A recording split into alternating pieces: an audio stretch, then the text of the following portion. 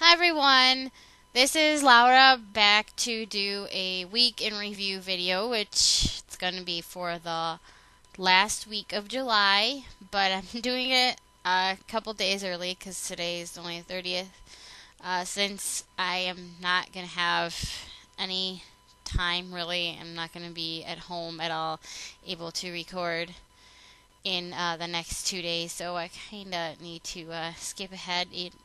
Even though, don't tell anyone, but one of the books that I'm reviewing I have not quite finished, but I had to go to a funeral this morning, and I am going to be going to work shortly after I finish this video, and I can't exactly film it in the middle of the night when my whole family is asleep, since I share a room, so that's impossible. Anywho, so I will have read by the time this week is over, 3 books, and only watched 1 movie this week, which I'm just going to get the movie out of the way beforehand because it's not enough to warrant its own video. The movie that I watched this week is The Changeup, which I don't know if it has opened in theaters yet. Oh, no, it hasn't. August 5th. It's just my mom's birthday. But yeah, I saw it at an advanced screening on Thursday with some friends. And yeah, if you have not seen any of the trailers or anything for this movie, it's kind of like, I probably liken it to maybe like a guy's version of Freaky Friday.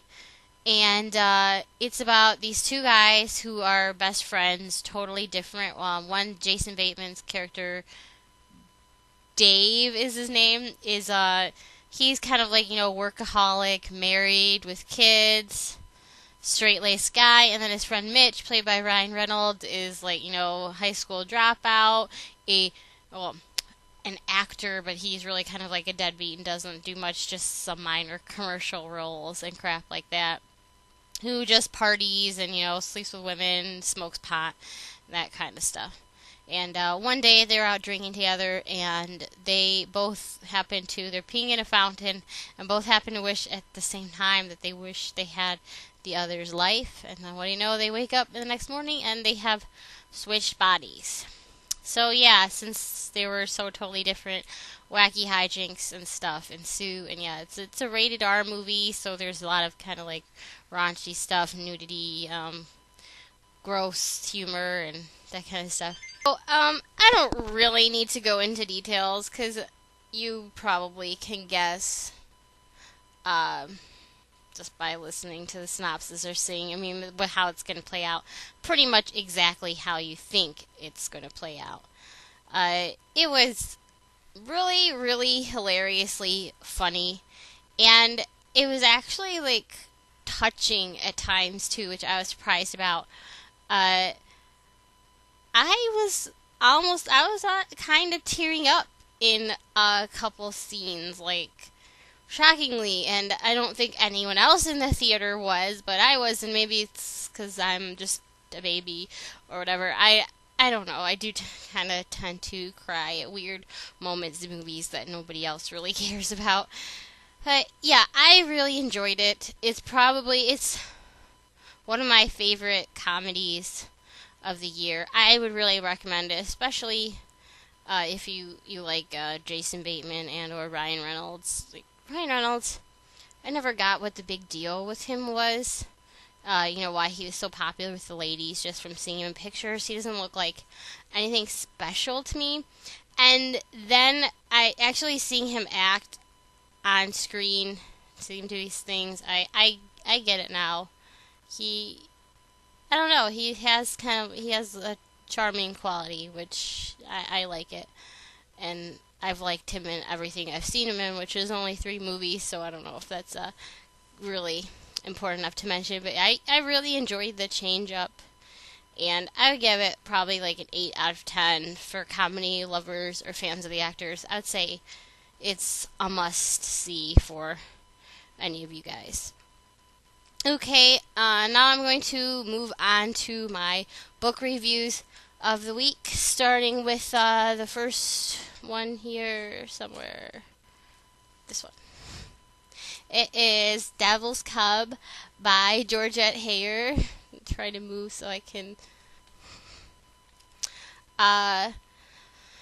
This is a sequel of sorts to another Georgette Heyer book, which I have already read and reviewed, These Old Shades. The characters in that, Leonie and Justin, the Duke of Avon, obviously all of these, spoiler alert, all of Georgette Heyer's books are happy ending, they get married, blah, blah, blah. This deals with their son, Dominic, or the Marquis of Vidal, as his title is, who is a really wild young man, even wilder, more reckless than his father, who is famed, and his nickname was the Devil for all the bad things that he did. And Dominic is already notorious for being worse than that. And so the main plot of this book deals with he is going to elope with this girl Sophia, and Sophia's sister, Mary, finds out about this, and she's determined that she is going to save her sister from being ruined. And so she is tricking her family, and she goes off in her sister's place to also try to trick Dominic, thinking once he finds out the switch, and he's going to call it off and go. But he thinks one slut's as good as any other, and he takes her off with him. And then he finds out, oh crap, she really is respectable. What are we going to do now? I was pleasantly surprised with the forerunner for this book, These Old Shades. I thought kind of not really into the reformed rake stories where the heroine thinks that she can change a man or something like that. And that didn't really happen in These Old Shades. That she did not change him or anything. And even though it had a big age difference too, I got over it. I thought it was an amusing book. This one I did not warm up to that much. First of all, I'm thinking, what kind of horrible, indulgent parents are Leonie and Justin that their son ends up even worse than the father? Did he not learn from his mistakes at all? It was just ridiculous. I'm like, good God, what terrible, terrible parenting skills. Really, really irritated me. Then, secondly, I try to get over some of the more controversial, so to speak, elements of, rape or whatever is okay because he doesn't really think it's rape, and he thinks that she's just a whore or something. There was no rape in this book, but it could have happened. And that kind of stuff, I brush past that. What my big thing is the main couple in this, Mary and Dominic, they don't have any major interactions between, the beginning when he abducts her, and then in the end where he realizes that he loves her. Where was everything else in between that made him fall for her? It kind of fell flat for me. I was disappointed, and it's not a bad book, not my favorite Georgette Heyer by far.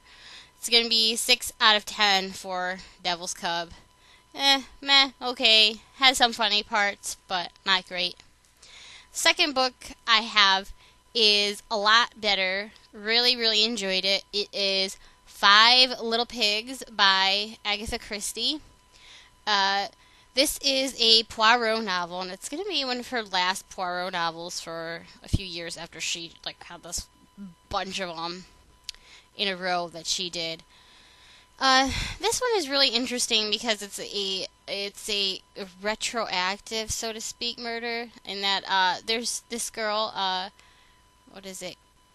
Carla Le Marchant, who a Canadian girl goes to Poirot, and she seeks his help to clear her mother's name. Well, what's interesting is that her mother was convicted of murdering her father 16 years before the story takes place, and she actually died in prison a year after that. And before she died, she sent a letter to her daughter claiming and insisting on her innocence, that, she did not kill him. And the case at the time seemed like very clear cut. Like there was no doubt that, she murdered him because he was having an affair and he was going to leave her. And she said she was going to kill him. And the defense was just so weak because, she claimed it only could have been suicide, but he would never have done that. So Poirot, in the name of, truth and justice, he takes it upon himself that he's going to go back and, research it, because he had been, of course, out of the country at the time. Otherwise, he probably would have been able to fix it back then. He, interviews, and he gets these journals or letters from everyone involved, stating their version of the events that occurred leading up to the murder. And the 5 little pigs are they are the 5 main characters who were involved with the incident at the time. This book is interesting because it tells the same story 5 times, 5 different people's narration of the events in their letters to Poirot, and still I found it really, really interesting. You might think that would, kind of get boring or dull, repetitive, and it really didn't. It had kind of like more of a somber, depressing tone, because even though he's going to solve this mystery, it's too late. I mean, even if Carla's mother was innocent, she's already dead. It was 16 years ago. Her father was murdered too, and if her mother did it or not, well, she died anyway. So there's really, the only thing that it would really change would, be Carla could feel more at peace with herself, not being the daughter of a murderess. And yeah, it had kind of slightly depressing, more somber, not really a lighthearted tone at all. And I really just loved it. I did solve the mystery, and I always do this every time I read Agatha Christie. I try to solve. And this one I was worried because I didn't come to the conclusion until near the end, but I got to it using the same clues that Poirot did, and I figured everything out as Poirot did, and as Poirot mentioned the clues, I realized, I'm like, oh, that is what this was, and this was because this, and that led to this, and that's what this meant, and I totally figured it out. So I was really, really proud of myself for that. I always am when I'm able to guess them correctly, and it's not only because it's really obvious or something, because I don't think that it was in this book. I really, really loved it. It's one of my favorite Poirots, one of my favorite Christie novels. Really recommended for mystery fans. 10 out of 10 for 5 Little Pigs.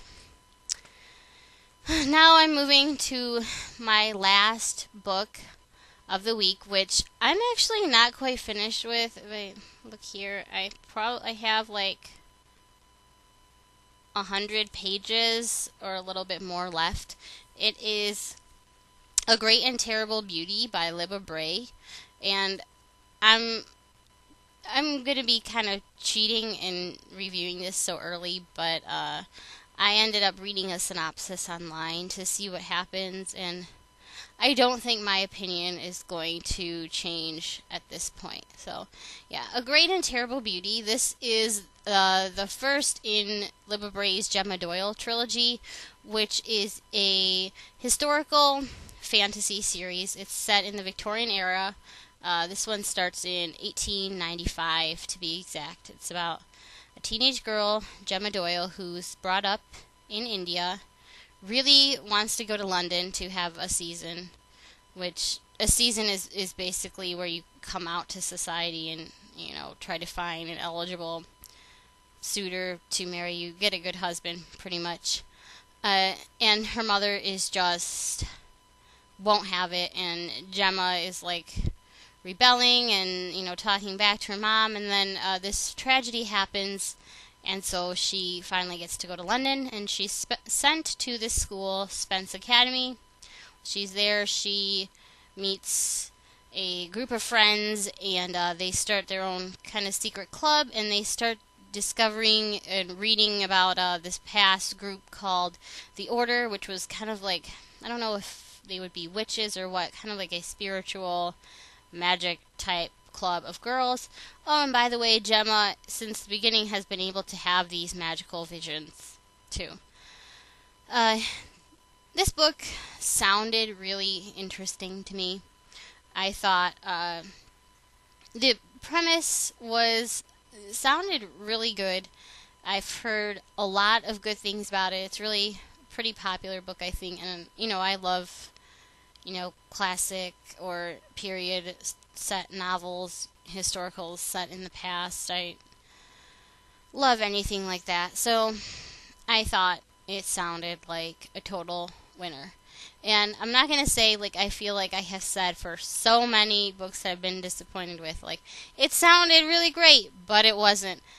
And I don't want to just say that again, but this book is not quite living up to my expectations. And that's for a few reasons. The main one that has bothered me from the beginning of this book is that it just does not seem true to the time period at all.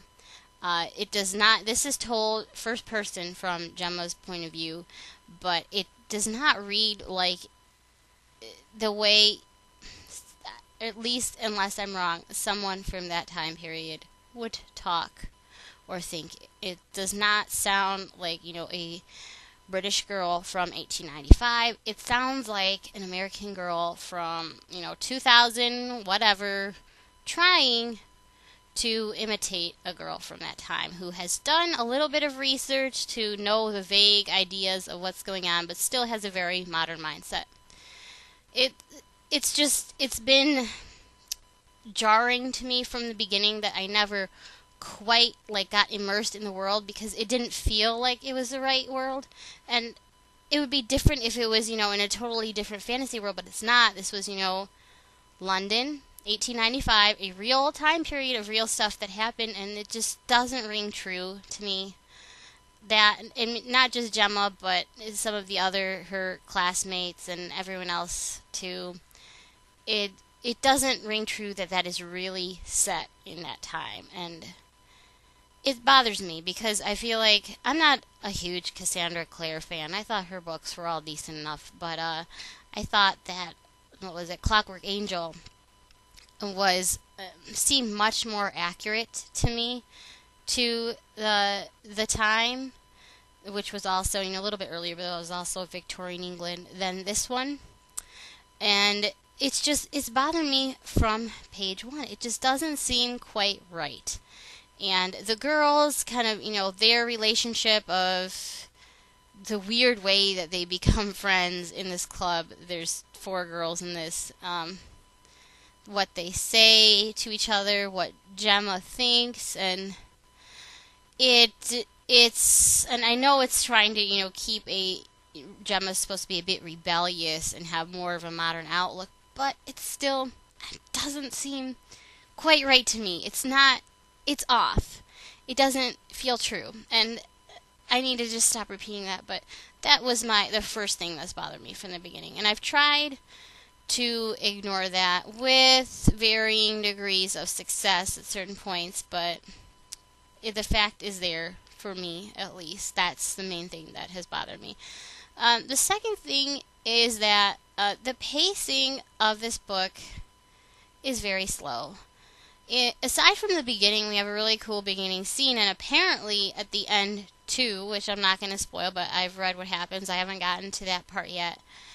The middle has not much going on. They're at school, they're learning these things about the past and discovering slowly, little by little, all of this stuff that went on, and gradually moving more into the fantasy / magic elements, because in the beginning, aside from the very beginning, they're not there for a while. They're just kind of hints that there's, something.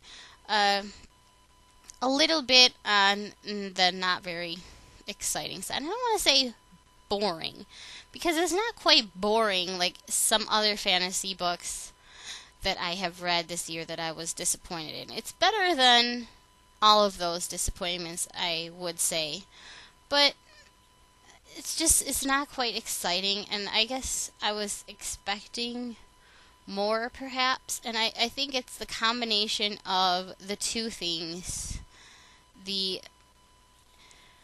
To my untrained self, and I know I'm not a historian and I should not be a judge of accuracy, but to me personally, the unrealisticness of the setting and the characters and their behaviors and all that, it doesn't seem true to period.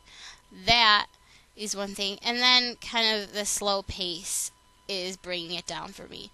I'm almost to the end. I know what's going to happen at the end, and it sounds interesting to read the synopsis, but a lot of it, as I've read it, the combination of the kind of slow pace and the untrueness to the time period are bringing it down for me. And it's not a bad book. I can't say that, but I feel like it was made for someone younger. And I guess technically you could say that is true, because it is a young adult book, which is, geared toward teenagers. And I'm not a teenager anymore, sadly. I don't know if I'm just too old for this, and it sounds really weird because I'm not old, and I love a lot of stuff for younger readers, but I don't know, it's just not for me. And I think a lot of it has to do maybe with my unrealistic expectations and wanting and just maybe expecting everything to be perfect and historically accurate down to the last detail, and maybe that would just be really, really boring in comparison to this. So, as of now, I would give this book a 7 out of 10. It's not brilliant. Has a lot of good things going for it, but I feel like I'm just not the right person to enjoy this book. And if my opinion changes when I finish it next week, I will obviously tell you, and I will mention it, but I'm not expecting it to, because there's really only pretty much the climax left to go. So, yeah, as of now, it is a 7 out of 10, and I'm fully expecting it to remain that way, unless I am totally blown away by the ending, which I will tell you. Great and Terrible Beauty gets a 7 out of 10. That's it for this week. I sadly have to rush and get ready for work now and enjoy a 10-hour work day until late tonight. Hope you guys have a better day than me. I hope my next week goes better, because I've just had a crappy week all around. Just crappy stuff going on at work. And obviously I went to a funeral today, so a death in the family, and I'm really trying to keep my hopes up. I hope I have, some good stuff to read, some good movies, and just some good things actually happening in my life next week. See you guys. Have a good one.